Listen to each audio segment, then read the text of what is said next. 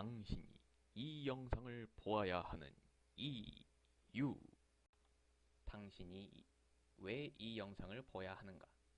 우리 인고생 친구들 유튜브 참 좋아하시죠?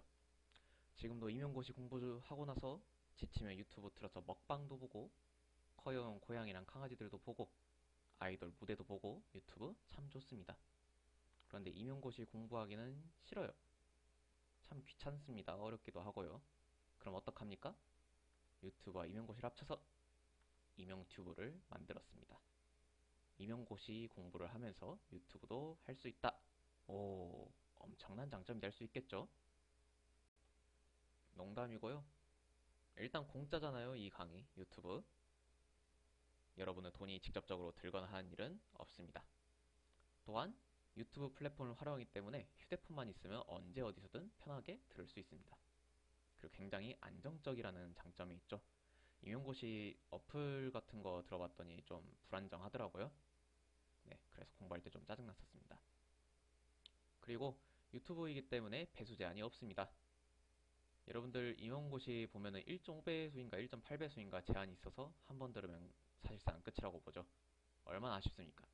하지만 이 강의는 두 번, 세 번 편안한 마음으로 들을 수 있습니다. 또한 그렇기 때문에 이거 듣다가 졸거나 뭐 친구가 말을 시켜가지고 강의 흐름이 끊겼다. 그래도 전혀 걱정하실 필요 없습니다. 무한 반복 재생이 가능합니다. 오, 엄청난 장점이 될 수 있겠죠? 그래서 이러한 장점들을 가지고 오늘 처음 영감 오리엔테이션 시작해 보도록 하겠습니다. 제일 먼저 왜 이걸 만들게 되었는가? 만들게 된 계기는 제가 현직 교사인데도 후배들로부터 이 임용고시 여러 가지 소식들을 많이 듣고 있습니다. 그래서 제가 생각하기에 지금이 기회가 아닐까? 원래 좀 레드오션 시장이었는데 지금이 진입하기에 그나마 좀 좋은 시기가 아닐까라고 생각을 해봤습니다. 그래서 학습자 입장에서는요, 임용고시 강의판 그리고 유튜브로 인원이 좀 분산되는 효과도 누릴 수 있을 것이고, 그리고 유튜브 통해서 좀 더 다양한 방식 강의들 들을 수 있게 될 것입니다. 제 입장에서는요, 수익 창출이죠. 여러분들도 나중에 배우게 될 텐데 언제나 학습자 입장에서는 어떤 게 장점이고 교수자 입장에서는 어떤 게 장점인지 이런 것들 나중에 배울 거거든요. 그런데 제가 이 강의 하다 보면 구독자가 쌓이고 시청 시간도 쌓이면 수익을 벌 수 있겠죠. 제가 세종대왕님 이 용안을 좀 유튜브로 뵙고자 이 강의를 시작하게 되었습니다. 우선은 임용고시 현황을 좀 살펴봅시다. 2021년도에 임용 총 TO가 약 3,900명 정도 났습니다. 21년도에 그리고 몇 명이 입학했을까요? 전국교대, 초등교육과 이화여대랑 교원대, 그리고 뭐 제주교대 해가지고 총 입학생 숫자 총 4,200명. 초등임용 TO가 갈수록 하락세에 있습니다. 출산율이 너무 떨어져서요. 그런데 입학생 수가 줄어들질 않아서 갈수록 적체 인원이 쌓이고 있을 것입니다. 21년도에 지원한 인원 총합이 약 7,200명 정도 돼요. 그러면 1년에 대충 3,000명 정도씩 적체가 될 것이다. 물론 현역들이 지원을 한 허수가 얼마나 되는지는 전 잘 모르겠습니다만은 그래도 확실한 건 갈수록 임용고시판이 어려워지기는 할 것이다. 이거 하나는 알 수 있겠죠. 그래서 우리 목표는 무엇이냐? 여러분들은 당연히 임용고시 합격, 그리고 저는 구독자 1,000명과 시청시간 4,000시간을 쌓아서 유튜브로 수익 창출을 하는 것을 목표로 함께 달려나갑시다. 서로 윈윈하는 관계예요. 우리는 저게 아닙니다. 자, 앞으로 일정 저는 일단은 과학만 진행을 할 거예요. 뭐 시간이 많이 없는 사람이기도 하고요. 그래서 지도서 총론, 강론 전부 다 다룬 다음에 혹시 시간이 나오면 영어까지 진행을 해서 영어는 강론이 없죠. 그래서 제가 이런 식으로 강의를 진행하도록 하겠습니다. 그래서 여러분들이 구독과 좋아요를 열심히 누르면은 제가 막 의욕이 샘솟아 가지고 더 열심히 강의를 만들지 않을까요? 저는 그렇게 생각합니다. 그러니까 영상 보시고 마음에 드셨다 그러면은 주변에 입소문 좀 내주시고 그래주세요. 뭐 초인공이나 교대 에타 같은 곳 있잖아요. 부탁드리도록 하겠습니다. 초등임용과학 과목 어떤 특징 갖고 있느냐? 총 9점짜리 과목입니다. 크게 두 문항, 4.5점짜리 문항으로 구성되어 있고요. 총점의 10%를 살짝 넘어가는 아주 중요한 과목입니다. 그리고 과포자 학생들이 좀 많이 어려워하는 과목이기도 합니다. 많은 교대생들이 문과 출신이기 때문에 문과 출신 그리고 이과 출신 학생 간의 초반 격차가 상당히 큰 과목이에요. 하지만 걱정하실 필요는 없습니다. 제가 차근차근 친절하게 설명을 해줄 겁니다. 자, 역대 초등 임용 기출 현황 한번 봅시다. 보시면은 교육과정 비율이 없죠. 근데 항상 궁금했던 게 왜 지도서 총론에서 이 부분만 따로 교육과정이라고 부르는지 잘 모르겠어요. 전자교과서 보시면은 지도서 총론 1장이 교육과정이라서 내체표 성취기준 교학 방평류 있고 3장에 모형이랑 교학 방평 있거든요. 뭐 이게 중요한 건 아니지만요. 어쨌든 교과정에서는 역량 정도만 보고 넘어가자. 다음으로 지도서 총론 보시면요. 본성과 태도 탐구 과정에서 잊을만 하면 한 개 정도 출제가 되고 있습니다. 그 다음 학습 이론은 안 나오고요. 구성주의 정도만 알면 될 것 같아요. 수업 모형 단계 보시면은 자주 출제가 되고 있어요. 네, 보시면 모형 단계명이나 아니면 모형 이름을 쓰라고 문제를 내는 경우는 거의 안 나오고 있습니다. 구체적인 활동을 써야 되는데 뭐에 기반을 해야 되냐? 강론 지식을 기반으로 써야 된다. 자, 그 다음 교학방평 보시면은 안 나올 것 같습니다. 솔직히 말씀드리면은 2015년도에 마지막으로 출제가 됐어요. 근데 이것도 어디서 나왔느냐?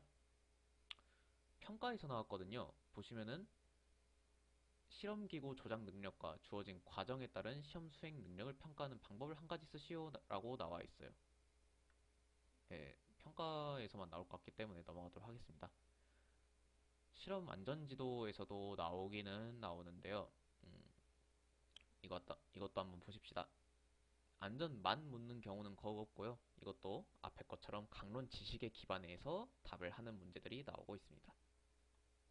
마지막으로 강론 보시면요. 강론은 비율이 매우 매우 높습니다. 총 9점으로 배점 받아 있는데 보시면은 2013년도 빼고는 6점 이상 꾸준히 출제가 되고 있어요. 그리고 강론은 특징상 상식으로 맞출 수 있는 방법도 있는데 그래도 강론에 대한 심도 있는 지식 없이는 맞출 수가 없습니다. 보시면은 효모가 만들어낸 기체가 밀가루 반죽을 부풀리기 때문이라고 나와 있는데 이 문제 물어본 게 효모가 만들어내는 기체가 무엇이냐라고 물어봤어요. 뭔지 아시겠어요? 밀가루 반죽 부풀린다는데 요즘에는 효모 대신에 뭐 쓰기도 해요? 베이킹 소다 쓰고 있죠. 베이킹 소다 주 재료가 베이킹 파우더인데 반대네요. 베이킹 파우더 주 재료가 베이킹 소다입니다. 베이킹 소다는 탄산수소 나트륨이죠. 그리고 탄산이 분해되면 보통 뭐가 튀어나오나? 이산화탄소가 튀어나온다. 그러면은 비슷하게 효모 대신에 베이킹 파우더 우리가 넣어서 빵 만드는데 그럼 효모에서 나오는 기체가 무엇이냐? 이산화탄소가 나올 것이다 라고 이렇게 때려 맞출 수는 있긴 한데 힘들겠죠. 그 다음 이거는 물 온도에 따라서 얼마나 물질이 잘 녹는가 그 실험을 하는 문제였는데요. 자, 읽어보시면은 학생들에게 친숙한 소금을 사용했어도 될 것 같은데요 라고 했는데 김 교사가 백반은 학생들에게 소금처럼 친숙한 물질이 아니지만 이 차시는 소금보다 백반을 사용하는 것이 더 적절합니다. 왜냐하면 무엇 때문인데 무엇 때문일까요? 백반이 소금에 비해서 가지고 있는 장점 모르죠. 우리도 백반 뭔지 익숙하지가 않잖아요. 근데 이 그래프 보시면은 바로 이해가 될 거예요. 자, 온도 보시면은 소금이 지금 주황색입니다. 온도 변화에 따라서 소금의 용해도가 그렇게 차이가 크지 않아요. 근데 백반 하늘색 그래프 보시면요. 온도가 변함에 따라서 거의 안 녹다가 80도 됐을 때 50g씩 녹는 어마어마한 차이를 보여주고 있습니다. 그래서 왜 백반을 써야 하는가? 백반이 온도에 따른 용해도 차이가 더 크기 때문이다. 그래서 아이들이 좀 더 관찰하기 쉽겠죠? 뭐가 더 잘 녹는지. 네, 이런 식으로 강론 지식 갖고 있어야만 문제를 풀 수 있습니다. 그리고 마지막으로 자, 2021년도 문제가 역대급 개, 비읍, 시옷으로 출제되었습니다. 진짜 아주 통곡 소리가 들렸어요. 시험이 끝나고 나서.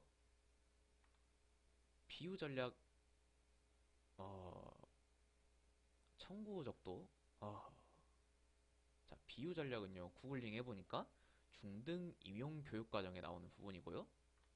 청구 적도는 공구교육과정에서 나왔던 부분입니다. 저는 공구교육과정하고 1호 교육과정 둘 다 했기 때문에 뭐 저 같은 사람은 맞췄겠지만 보통 못 맞추겠죠. 그리고 이제 청구 적도 구하는 것 자체가 중등 교육과정에서 나오는 부분이기도 하고요. 그래서 이런 문제를 내버렸다 그러면은 초등 지도서 범위를 벗어나는 출제이기 때문에 출제자가 욕을 먹어야 되죠, 이거는. 어쩔 수 없어요. 수능 시험에서 범위 넘어가서 문제 내버렸다. 그러면은 교육청에 아마 불이 나지 않을까라고 생각을 해봅니다. 그래서 결론이 무엇이냐? 우리는 강론을 뒤지게 열심히 파자라는 결론이 나옵니다. 21년도에 지도서 범위 벗어나는 그런 출제하는 악몽은 아마도 없을 거예요. 그러니까 우리는 초등 범위 강론 열심히 해야 된다라는 결론이 나오겠습니다. 강의 순서는 먼저 교육과정 아주 짧게 보실 거고요. 그리고 지도서 총론, 이건 내용이 좀 있습니다. 강론, 내용이 아주 많습니다. 이 순서대로 강의를 하도록 하겠습니다. 우리의 목표 다시 한번 짚고 넘어갈게요. 여러분들 과학 9점 중 8점 이상 고득점 목표. 여러분도 불꽃 가능할 수 있다. 남들 틀리는 문제는 같이 틀려도 맞추는 문제는 절대 실수하지 않고 맞추는 건 맞춘다 라고 생각을 하세요. 그리고 선택과 집중, 안 나오는 파트는 나오지 않는다.